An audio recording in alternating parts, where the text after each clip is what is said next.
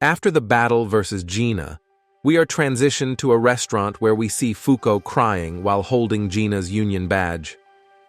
Fuko asks Andy if they could change the way the union operates so no one will suffer the same fate as Gina. Andy said of course, and warned Fuko that the organization would escort them to the headquarters in no time. As they are getting ready to cheer, a crack appears in the sky, and Dr. Connors grabs them and sends them away through the crack. On the other side of the crack, there is a round table with all the union members sitting around it, waiting for Andy and Fuko to arrive. As soon as they fall out from the crack, Andy has already fired his finger bullets to greet all the other members of Union. However, each member has their own way to defend themselves. Instead, Andy is greeted with a knuckle sandwich as he lands. But in turn, Andy sliced the hand of the robot who punched him. At this point, the round table is in a mess.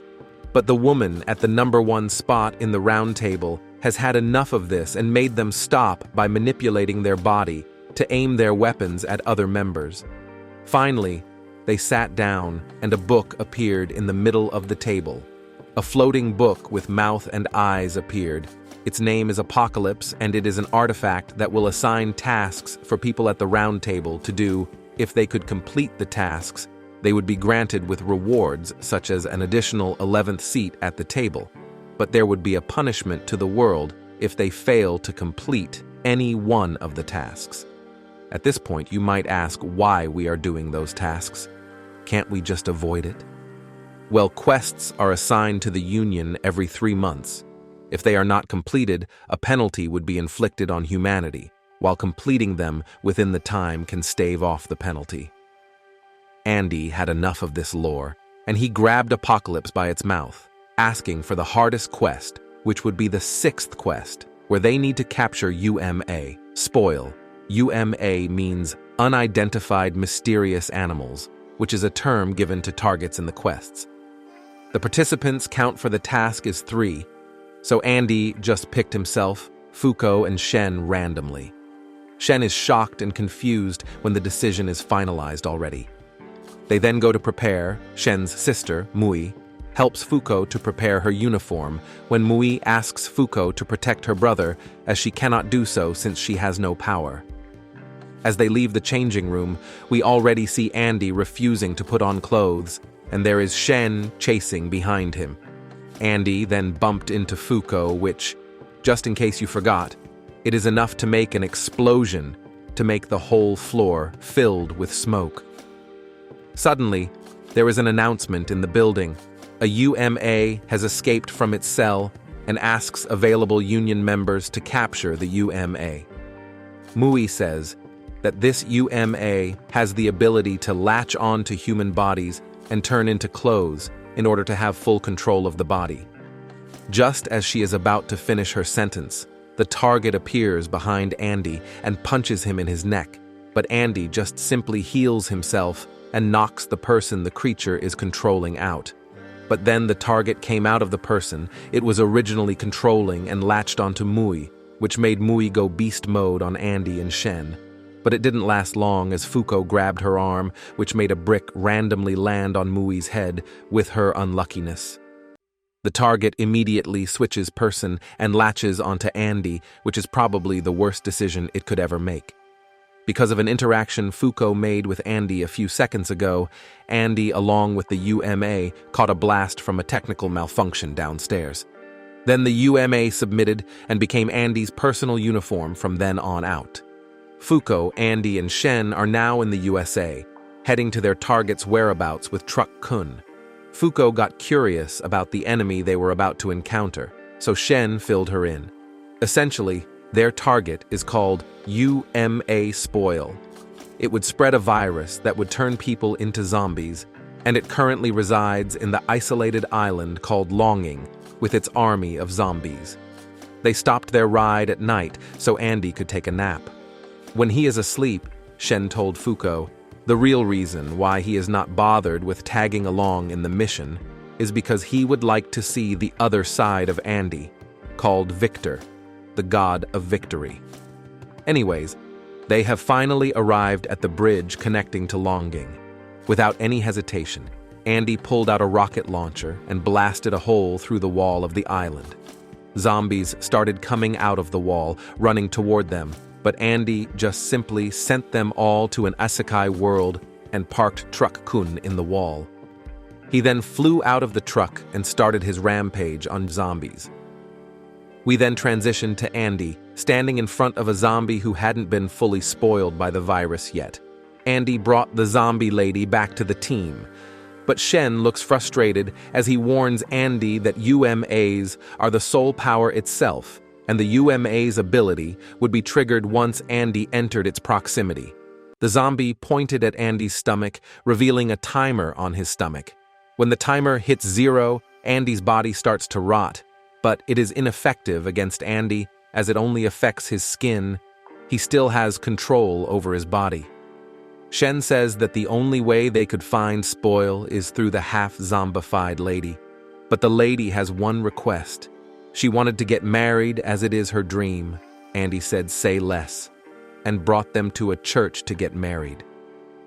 When Shen was busy telling Andy to be careful, Fuko spotted a little boy coming out of a trapdoor, but went back as soon as she saw him.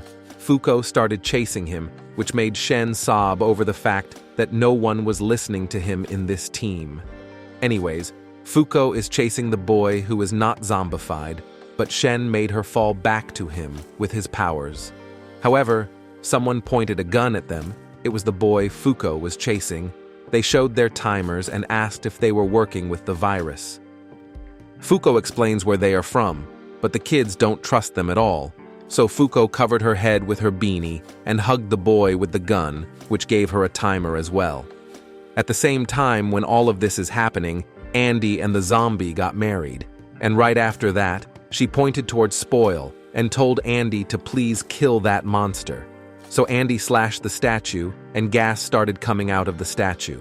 The statue started to deform and assembled Spoil, which grew so big, the whole church collapsed. Without a single thought, the zombies surrounded Andy as they were trying to protect Andy since they wanted Spoil dead as well. Andy shot both of his fists into a bell, which crashed into Spoil's face. We then cut back to Fuko's side. The kid shares the story of how their teacher sacrificed her life to get the kids in this underground bunker. A little girl from the group started to cry as her timer was also ending, but the boy relieved her, which miraculously raised the timer. Right after figuring out how to raise the timer, Shen felt something going outside the bunker, which is not false as, on the other side, Andy is fighting Spoil with his bride on his arm. When they come out of the bunker, they are surprised by the fact that Andy is fighting with the zombies side by side. Andy showed the half-spoiled lady back to Shen so he can fight freely. The group of kids recognized the lady. It turns out that the half-spoiled girl was their teacher, being able to reunite with her students and know that they are all safe. The teacher said thank you to Fuko. Anyways, Andy came up with a plan to defeat Spoil. He ordered all the zombies to go and let Fuko touch them so they could be kamikaze bombs and destroy Spoil. After hearing the order, the teacher hugged Fuko. At this moment, Fuko shook her head as she didn't want the teacher to die. But the teacher hugged her harder and patted her back, hinting to her that it's okay. Fuko understood and removed her glove to give the teacher more unluckiness. Then, the teacher ran towards Spoil. Confused by this, his children tried to stop her, but Shen used his powers to stop them, which made them cry at the spot, watching their teacher running towards Spoil as a suicide bomber. Her unluckiness managed to cause an explosion on Spoil, but it is not strong enough to defeat it. Andy tells the zombies to keep going, and Shen put the kids back in the bunker. Spoil got angry and inhaled the zombies to make its transformation. It then shot a beam, which Shen deflected, but it ended up deflecting so far that it rotted the statue of Liberty. Andy went in for an attack, but got brutally punished. When Spoil closes in on Fuko and Shen stepped away, which left Fuko alone with Spoil. Spoil presses on Fuko, but she calls Spoil a bitch, and her timer increases. Spoil is shocked, but Shen popped out of nowhere and bonked Spoil on the head with his new weapon. This staff can shrink and contract at will. Shen expands the staff and plays whack-a-mole with Spoil. When Spoil tried to escape, he was unable to move his body. When Spoil tried to shoot Shen with his beam, it failed. Spoil is confused, but this is all happening because of Shen's power, untruth. Essentially, Shen's ability acts on enemies in his line of sight. Once activated, it forces the target to perform the opposite action it was trying to take. This is why Spoil is unable to move when he tries to escape. Andy then shares what he has learnt from the fights he just had with Spoil. He learnt that Spoil's virus spread through moisture in the air in order to reach and rot others. Fuko suggests fighting Spoil in space as it is a vacuum, but none of them can fight in space. This is when Shen suggests Andy to pull out the cork in his head and unleash the other side of him, release Victor, the god of victory, to fight Spoil in space. Andy agrees, but under one condition: he wants Shen to defeat Victor so Andy could take over the body again after killing Spoil. Shen smiled, and Andy extended his staff to send both of them to space. He pulled the cork out and threw it to Shen in the process. In space, Spoil shot him with his rotting beam, but Victor regenerated at a speed faster than Andy. He shot his finger bullets, which formed clones of Victor. These clones finished Victor off within seconds. He then sent Spoil's core down back to Earth with part of his hand. Back on the surface, we see Fuko and Shen sending the kids off to safety as a Union team would escort them shortly. Fuko and Shen saw the core of Spoil landing, so they went back. Victor regenerated from the arm, and Shen told Mui to beam up the core of Spoil. Victor asks them what time it is, but suddenly had a headache from the soul of Andy, as Andy wants to have the body back. But Andy simply is not stronger than Victor to get the body back by himself. Victor then tries to kill Fuko, as she is the one making Andy want to come back. Shen interferes, but got defeated by Victor pretty easily. Seeing this violation, Fuko touched Victor in the stomach in hopes that something unlucky could happen to him, but nothing happened. Just as Victor is about to kill Fuko, Shen turns into Gear 5 Luffy and knocks Victor into the sky. As Victor is in the air, a crack appears in the sky. All the Union members at the round table came out of the crack. See, I have seen 2-on-1 jumpings on JJK before, but jumping a person with 10 people is another level of disrespect. Anyways, as they all fall, Victor shoots his finger bullets at all of the members. The robot eyeball, Tatiana, shielded them all when Billy, the person with revolvers, shot the shields, which ricocheted back to Victor. Even though Victor took almost no damage, they all landed on the ground, and just like this, the battle between Victor and Union had begun.